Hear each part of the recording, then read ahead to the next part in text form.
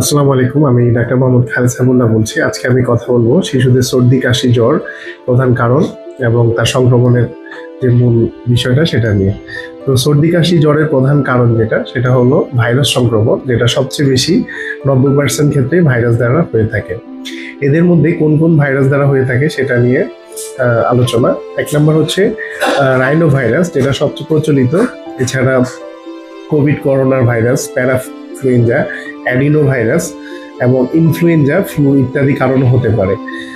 তো এটা অধিকাংশ ক্ষেত্রে এই ভাইরাসগুলা সাধারণত আক্রান্ত শিশুর হাঁচি, কাশি, বাতাস থেকেই দূষিত খেলনা বা তোয়ালে অথবা স্পর্শের মাধ্যমে ছড়ায়।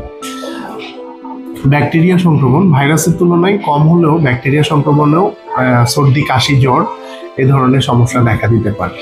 শিশু রোগ প্রতিরোধ ক্ষমতা, যাদের ইমিউন সিস্টেম দুর্বল, শিশুদের ক্ষেত্রে রোগ প্রতিরোধ ক্ষমতা এখন পুরোপুরি বিকশিত হয়নি, তারা জীবাণুর প্রতি বেশি সংবেদনশীল। এই কারণে শিশুরা বছরে 8 থেকে 10 বার সর্দি, কাশিতে আক্রান্ত হতে পারে। এবং এখানে যে জ্বরের যে ব্যাপারটা, সর্দি লাগলে কেন জ্বর হয়? জ্বর আসলে কোনো রোগ নয়, বরং এটি হচ্ছে শরীরের রোগ প্রতিরোধ ব্যবস্থার একটি ইঙ্গিত। শরীরে ভাইরাস, ব্যাকটেরিয়া প্রবেশ করলে রোগ প্রতিরোধ ব্যবস্থা জীবাণুকে মেরে ফেলার জন্য সক্রিয় ওঠে এবং শরীরের তাপমাত্রা বাড়িয়ে দেয়, যাতে আমাদের শরীরে আমরা যেটাকে জ্বর বলি।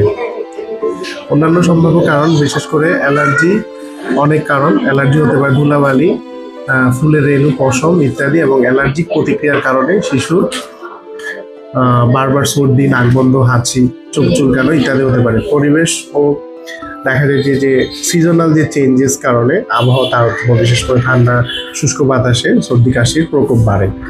তো সর্দি কাশির সাথে সাধারণত জ্বরটাই অনেক সময় দেখা যায়, যেটা নিউমোনিয়ার কারণেও দেখা দিতে পারে।